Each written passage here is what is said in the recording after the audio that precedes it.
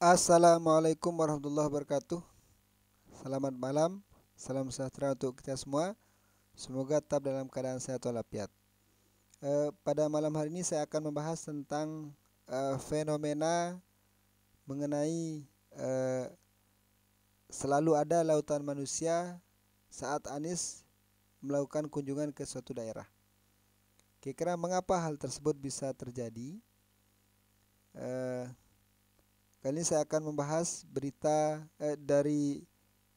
saya kutip dari rctiplus.com ya, dengan judul terbongkar Refli Harun belak-belakan rahasia mengapa selalu ada lautan manusia saat Anies Baswedan lakukan kunjungan. Ternyata kunjungan Anies Baswedan ke sejumlah wilayah membentuk lautan manusia yang antusias hadir untuk melihat langsung Anies dan mendukung ex Gubernur DKI Jakarta tersebut.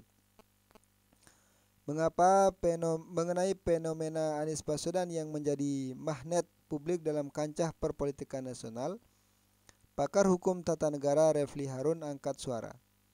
Menurut Refli, ini ada kaitannya dengan Anies yang merupakan sosok di luar lingkaran kekuasaan Jokowi serta kinerja Jokowi sebagai seorang presiden. Begitu mudahnya Anies Baswedan mengumpulkan massa. Kenapa bisa begini? Orang rindu untuk adanya perubahan. Jadi kalau misalnya persepsi atas pemerintahan Presiden Jokowi dianggap buruk, maka partisipasi terhadap kegiatan Anies akan jauh lebih dahsyat. Jelas Refli melalui kanal YouTube miliknya, dikutip Selasa 13 Desember 2022. Hal tersebut menurut Refli sudah alamiah dalam politik. Sehingga apabila Anies Baswedan mendapat antusiasme masyarakat yang tinggi tanpa adanya mobilisasi dengan iming-iming uang dan sebagainya, maka itu adalah peringatan bagi kubu istana. Seandainya kemana-mana Anies diterima masyarakat tanpa mobilisasi, tentunya, maka itu sinyal masyarakat menginginkan perubahan tambahnya.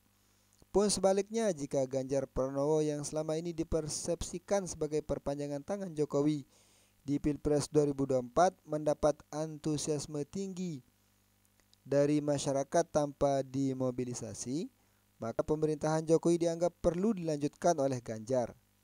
Secara psikologis yang paling mudah menghadirkan massa adalah Anies Baswedan, karena biasanya orang yang dalam posisi oposisi kekuasaan yang dianggap membosankan, maka dukungan ke oposisi itu akan jauh lebih dahsyat, jelas Repli.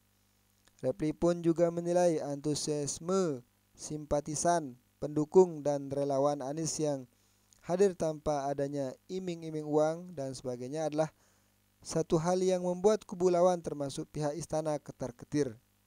Luar biasa. Ini yang dikhawatirkan kekuasaan istana. Partisipasi bukan mobilisasi, jelas Repli Harun. Jadi itu eh, karena apa ya? Mungkin karena Pak Jokowi sudah apa? Sudah berkuasa selama 10 tahun dan masyarakat sudah apa ya? Sudah bisa merasakan ya, sudah mengetahui kira-kira alur pemerintahan Jokowi itu seperti apa, ritmenya seperti apa, kondisi ekonomi seperti apa, terus penegakan hukum, eh, sosial, keterpecahan di masyarakat, banyak sekali hal yang sudah mendapat penilaian dari masyarakat. Nah, tentunya karena pada 2024 Pak Jokowi pasti berhenti, kecil kemungkinan kayaknya untuk diperpanjang masa jabatannya atau eh, ikut lagi dalam pemilu 2024. Sepertinya kecil sekali kemungkinan untuk itu, meskipun suara-suara riuk, suara-suara sumir lah, suara-suara angin yang menyatakan akan peluang untuk dilaksanakannya pemilu, perpanjangan masa jabatan presiden, atau baik itu dengan penundaan pemilu maupun dengan ikut kembali dalam kontestasi di 2024. Tetapi itu sangat kecil sekali kemungkinannya. Nah, makanya karena Pak Jokowi sudah pasti berhenti, ya, secara konstitusi dan atau menurut undang-undang, maka masyarakat menginginkan sesuatu yang baru, mengharapkan sesuatu yang baru. Kira-kira akan seperti apa Anies Baswedan, Indonesia versi Anies Baswedan, ya. Akan itu kan rasa penasaran itulah yang menggerakkan hati seseorang. Mereka hadir bukan dimobilisasi, tapi itu murni partisipasi, ya. Partisipasi tanpa dimobilisasi oleh iming-iming, baik itu uang atau nasi kotak, nasi bungkus misalnya. Nah, sebab kalau Anies Baswedan merupakan oposisi, dia bukan bagian dari pemerintah. Artinya ketika seandainya dia berkuasa nanti, maka orang belum bisa memprediksi akan seperti apa, ya. Beda halnya dengan Ganjar Pranowo yang merupakan representasi dari pemerintah, ya, yang dimana seandainya Ganjar Pranowo terpilih sebagai presiden, maka alur programnya atau kebijakan-kebijakannya sudah bisa diprediksi karena pasti akan melanjutkan apa yang dilakukan oleh Presiden Jokowi saat ini, karena memang beliau dijadikan sebagai calon presiden dan merangka untuk melanjutkan program-program Joko Widodo, agar jangan sampai program-program yang ada saat ini dihapus oleh pemerintahan berikutnya seandainya yang terpilih adalah calon presiden yang bukan merupakan darlingnya istana, bukan merupakan keinginan istana, kira-kira seperti itu. Maka lautan manusia yang hadir ketika Anies berkunjung ke suatu daerah tidak terlepas dari keinginan masyarakat untuk merasakan the new one, sesuatu yang baru, ya, sesuatu yang baru, tentunya sesuatu yang baru yang akan membawa perubahan Indonesia ke arah yang lebih baik. Menurut salah seorang marskal, purnawirawan marskal muda, ya, yang yang turut berkomentar mengenai pencapresan Anies Baswedan, ya, ada beberapa alasan yang beliau kemukakan sehingga kenapa Anies Baswedan perlu dipilih sebagai calon presiden di 2024. Beliau adalah marskal muda purnawirawan Zul Hashmi. Menurut beliau ada 3 alasan utama mantan asisten kepala staf Angkatan Udara Aspam Kasau ini mendukung Gubernur DKI Jakarta periode 2017-2022 tersebut menjadi Presiden RI pada periode 2024-2029 mendatang. Yang pertama, kita belajar dari yang sudah lewat, yang sudah kita lalui selama ini. Banyak hal yang tidak sesuai dengan tujuan kita bernegara. Bahwa pengelolaan negara kita selama ini yang kalau nggak mau dibilang jelek, ya nggak bagus lah katanya. Kepada KBA News Kamis 15 Desember 2022. Menurutnya dari semua figur yang digadang-gadang bakal maju pada Pilpres 2024, hanya Anies yang membawa angin perubahan. Bahkan itu sudah dibuktikan ketika memimpin DKI Jakarta. Perubahan ada di Pak Anies. Kalau kita lihat komitmen Pak Anies, dia ingin perubahan dan sudah dibuktikan di DKI. Pak Anies ingin komit dengan apa yang diomongkan, Istilah orang itu satu kata perbuatan. Satu kata dan perbuatan. Beber Jenderal Bintang 2 ini. Ya. Anies Baswedan adalah memiliki komitmen terhadap apa yang diucapkan, apa yang dikatakan itu yang dikerjakan. Misalnya ketika pada saat kampanye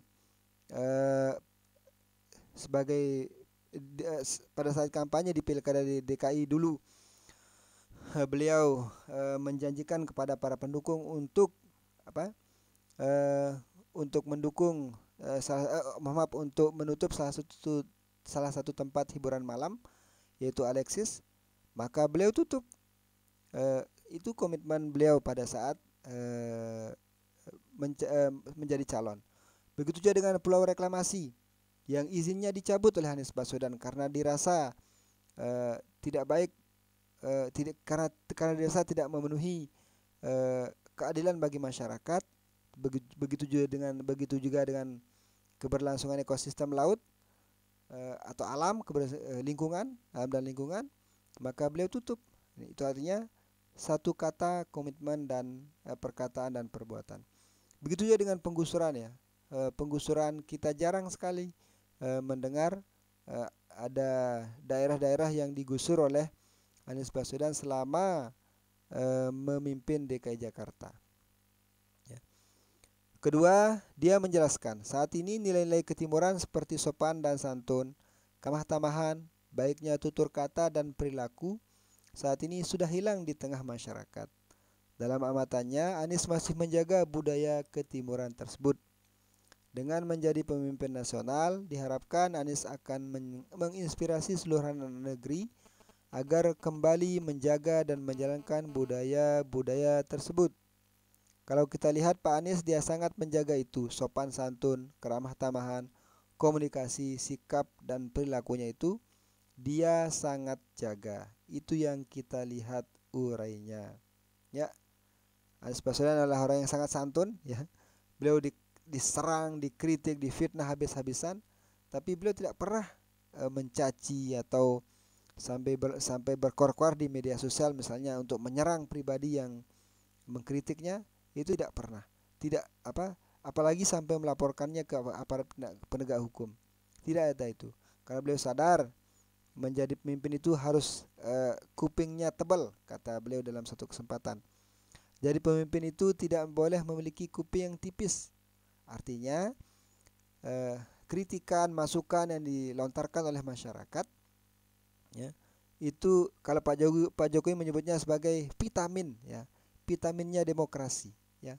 Jangan anti kritik, ya, jangan anti kritik, sebab terkadang kita membutuhkan mulut orang lain untuk menilai diri kita. Ya. Kita membutuhkan mulut orang lain untuk menilai diri kita, sehingga dari kritikan dan saran yang disampaikan oleh orang lain itu bisa kita jadikan untuk memperbaiki, misalnya dalam hal ini pemimpin Jakarta atau pemimpin Indonesia, gubernur, bupati, wali kota dan sebagainya, itu untuk memperbaiki kebijakan-kebijakan publik yang mungkin bagi penguasa atau bagi pemangku kebijakan itu sudah dirasa baik, agar tapi rakyat sebagai orang yang merasakan dampak dari kebijakan tersebut merasa dirugikan atau merasa mendapat ketidakadilan. Nah, maka dari itu seorang pemimpin tidak boleh memiliki telinga yang tipis, tidak boleh memiliki kuping yang tipis, akan tapi harus tebal setebal-tebalnya. Ini adalah kata-kata kiasan yang menggambarkan seorang pemimpin yang tidak anti kritik. Alasan terakhir, dia mengingatkan bahwa politik luar negeri kita adalah bebas aktif. Para pendiri bangsa menetapkan polugri bebas atau politik luar negeri bebas aktif agar kita bisa mewarnai dan berkontribusi untuk mengatasi persoalan-persoalan global di panggung internasional. Orang yang saat ini bisa berkontribusi atau berkomunikasi di tataran internasional itu ya Pak Anies, ucapnya. Dia menyontohkan bagaimana Anies sebelumnya pernah berbicara hanya 2 menit di forum PBB terkait isu perubahan iklim dunia. Meski berbicara singkat, 3 usulan Anies untuk mengurangi emisi karbon langsung diterima oleh Sekjen PBB Antonio Guterres. Ini kan cukup memberi warna. Pada tingkat gubernur saja sudah bisa memberi warna untuk komunitas internasional, apalagi nanti jadi kepala negara, tandasnya.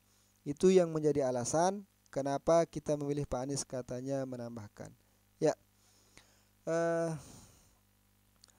politik luar negeri Indonesia yang bebas aktif itu memberikan kesempatan sebenarnya bagi para pemimpin kita ya, untuk bisa memberikan kontribusi lebih terhadap dunia global. Kita ketahui bersama pada saat Indonesia baru merdeka itu sempat menggegerkan dunia dengan pemimpinnya Bapak Proklamator kita Insinyur Soekarno, yang dimana pada saat itu beliau merupakan orang yang menginisiasi terbentuknya gerakan non-blok, yaitu suatu gerakan yang tidak memihak kepada blok timur maupun blok barat yang pada saat itu sedang berkonflik, ya. Pada saat itu sedang berkonflik. Indonesia sebagai negara yang baru merdeka menginisiasi hal tersebut. Maka dikumpulkanlah negara-negara di Asia dan Afrika, ya, Asia dan Afrika untuk menyatakan sikap, untuk menyatakan sikap bahwa kami adalah negara-negara yang tidak akan terlibat dalam pertikaian antara blok barat dan blok timur. Itulah yang hilang dari Indonesia pada saat ini, ya. Indonesia dengan apalagi pada periode pertama Pak Joko Widodo, ya, pada periode 2014-2019 beliau cenderung menutup diri terhadap pergaulan internasional. Beliau tidak pernah hadir pada forum-forum internasional, baik itu di sidang PBB maupun forum-forum internasional yang lainnya. Beliau selalu biasanya mengutus Menteri Luar Negeri atau pejabat-pejabat terkait untuk mewakili beliau di forum-forum internasional. Baru beberapa waktu ini Indonesia atau Pak Jokowi membuka diri untuk itu, untuk berpartisipasi aktif dalam politik internasional.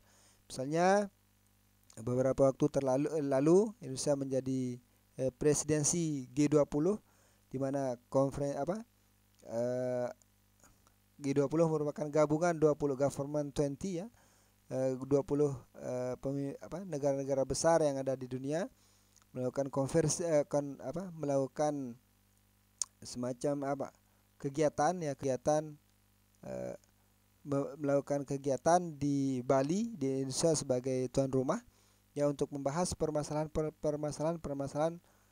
di dunia, baik itu masalah politik, perubahan iklim, sosial, budaya, agama, dan sebagainya, sehingga terciptalah dunia yang stabil, dunia yang sesuai dengan yang diharapkan, tidak ada konflik, tidak ada perang, ya, semacam itulah. Dan sekarang juga Pak Jokowi sedang berada di Belgia kalau tidak salah untuk menghadiri KTT ASEAN dan Eropa. Nah, Anies Baswedan pada saat ini, ya, ketika beliau menjadi seorang gubernur, beliau mampu memberikan peran yang sangat luar biasa. Pidatonya yang 3 menit itu terkait dengan usulan terhadap perubahan iklim dan sebagainya, itu disetujui oleh Antonio Guterres. Bahkan pada saat itu beliau sampai disanjung, Anda ini baru dikasih kesempatan 3 menit sudah mampu merubah dunia, apalagi kalau diberikan kesempatan selama berjam-jam atau berhari-hari, mungkin dunia akan bisa menjadi lebih baik. Kira-kira seperti itu sanjungan Antonio Guterres, sang sekjen PBB terhadap terhadap peran serta Anies Baswedan selaku utusan dari gubernur Indonesia, ya, gubernur di salah satu provinsi di Indonesia. Maka tidak heran dalam satu kesempatan Bapak Profesor Dr. Akil Siraj, mantan PBNU, pada saat itu beliau adalah PBNU, sampai menyanjung Anies Baswedan sebagai gubernur Indonesia, ya. Beliau sebagai gubernur Indonesia. Itulah sanjungan yang diberikan rakyat kepada Anies Baswedan. Nah, maka dari itulah beberapa alasan menurut salah seorang tokoh, ya, salah seorang jenderal purnawirawan bintang 2, terkait mengapa Anies Baswedan perlu dipilih pada Pilpres 2024. Sehingga tidak heran, ya, dengan alasan-alasan tersebut, baik yang disampaikan oleh Refli Harun, salah seorang pakar ahli hukum tata negara, dan Bapak siapa, saya lupa namanya, dan Bapak siapa, mohon maaf, dan Bapak Zul Hashmi ya, Zul Hashmi, Marskal Muda Purnawirawan Zul Hashmi menyatakan pilihannya kepada Anies Baswedan. Ya, 3 hal yang disampaikan oleh beliau layak dipertimbangkan, ya, layak dipertimbangkan untuk tidak memilih, agar kita tidak memilih pemimpin yang tidak sesuai dengan bidangnya. Sekian hanya ini yang bisa saya sampaikan. Lebih kurangnya saya mohon maaf. Selamat malam dan selamat beristirahat. Assalamualaikum warahmatullahi wabarakatuh. Jangan lupa like, comment, and subscribe.